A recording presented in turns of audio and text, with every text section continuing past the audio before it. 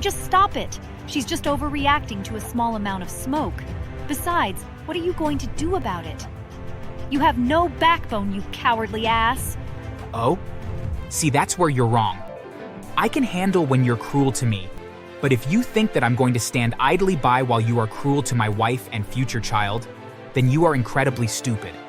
If you really want to know what I'll do, then I'll show you. She tried to once again slap me, but I grabbed her arm and prevented her from doing so.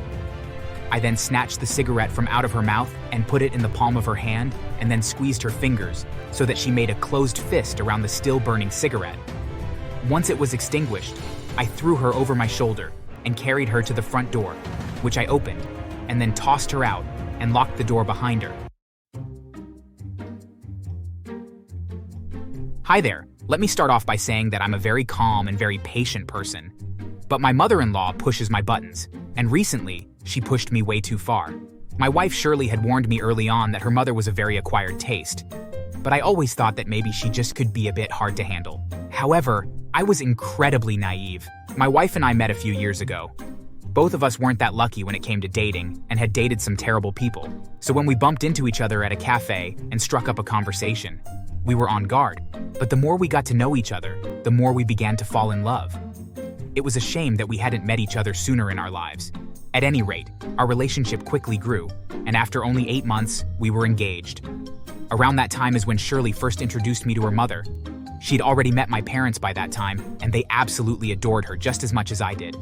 So I assumed that my meeting with Shirley's mother would probably go just as well. Shirley never knew her father, as he had left her mother soon after she had become pregnant. And so I felt a bit at ease, since I figured that I would only have to meet one parent, that it would be easier. Boy, was I wrong. Hey Mom, I want you to meet my fiancé Matthew. Hi there, it's very nice to meet you. Huh. Is this the man you wish to marry? He's kind of chubby, don't you think? Mom, don't say things like that. And what do you do for a living, Matt? It's Matthew, actually, but I work as a production manager for a car manufacturer. That's it? Well, Matt, not only are you chubby, but you're also way too poor. You're not remotely good enough to marry my daughter. Mom, stop it. Matthew is the man of my dreams, and I can't believe you would treat him like this. Sadly, things between us only got worse the closer to the wedding we got. My future mother-in-law would always take every opportunity to take shots at me. I did have a bit extra weight when I met her, but I was working out every other day, and by the time the wedding rolled around, I had 6-pack abs. She found issue with that as well. Oh, isn't that nice? You lost some weight. Yes, it took a lot of effort, but thank you for noticing. Oh, I noticed. I'm just assuming you lost the weight so you can attract other women. Just how many women are you sleeping with? What? No one.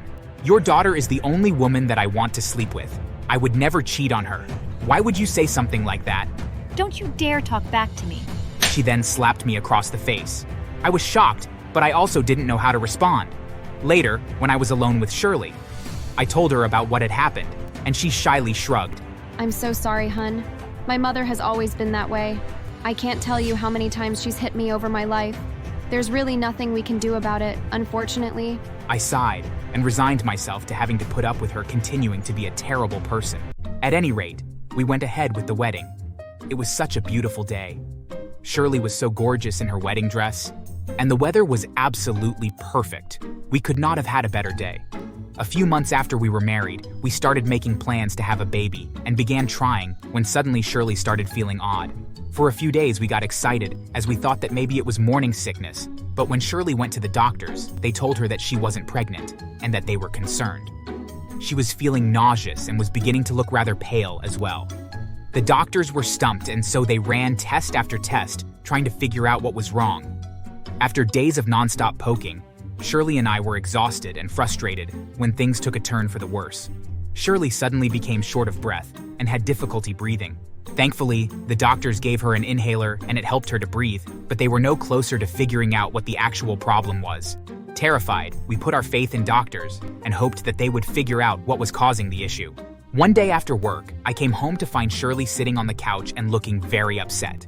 Hey, hun, what's wrong? Did you hear from the doctors? No, I just got a call from my mom. She was evicted from her apartment, and she wanted to know if she could come and stay with us for a bit. Well, you know how I feel about her. And with you and your condition, I don't think it's such a good idea.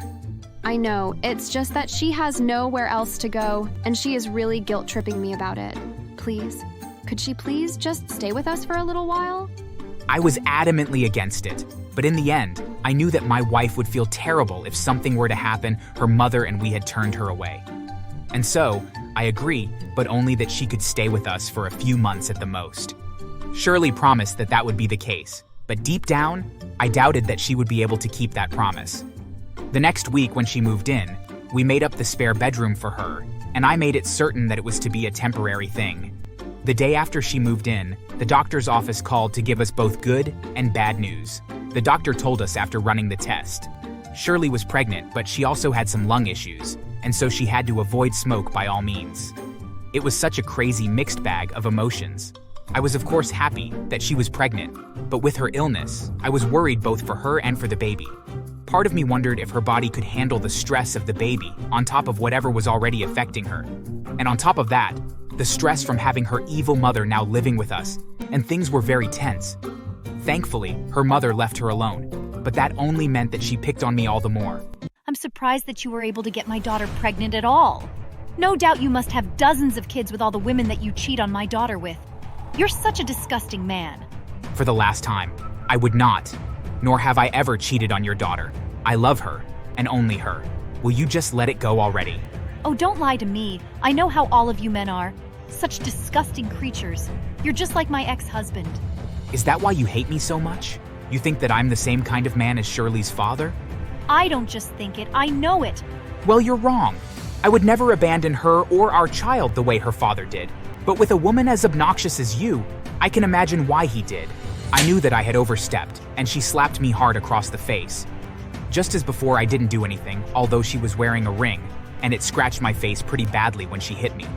Although it did make me very angry, I chose to swallow down that anger and just ignore her. So long as she was attacking me, and only me, then I would take it. But of course, that wasn't to be the case. Within a few weeks, Shirley's mother began to get way more comfortable with our house than she had a right to.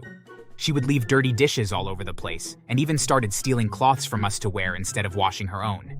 All of that irritated me, but I could handle it to a degree. But then she started smoking inside the house. We had told her that we couldn't stop her from smoking, but that she could only do it outside since it affected Shirley. Apparently, she decided that she no longer had to follow that rule, and she began chain smoking in the house. I thought that I had smelt it, but I got confirmation when Shirley texted me while I was at work. She told me that she was having a very hard time breathing and begged me to come home and say something to her mother. Leaving work, I rushed home and found the living room filled with smoke and my mother-in-law sitting on the couch watching TV while smoking. Shirley was in the corner of the room desperately using her inhaler and struggling to breathe. I saw red and stormed over to her mother and confronted her. Damn it, we told you not to do that in the house. Why can't you respect our wishes? Can't you see the damage you are causing to your daughter and your future grandchild? Oh, just stop it. She's just overreacting to a small amount of smoke. Besides, what are you going to do about it? You have no backbone, you cowardly ass. Oh? See, that's where you're wrong. I can handle when you're cruel to me, but if you think that I'm going to stand idly by while you are cruel to my wife and future child, then you are incredibly stupid. If you really want to know what I'll do, then I'll show you. She tried to once again slap me, but I grabbed her arm and prevented her from doing so. I then snatched the cigarette from out of her mouth and put it in the palm of her hand and then squeezed her fingers so that she made a closed fist around the still burning cigarette. Once it was extinguished, I threw her over my shoulder and carried her to the front door, which I opened, and then tossed her out and locked the door behind her.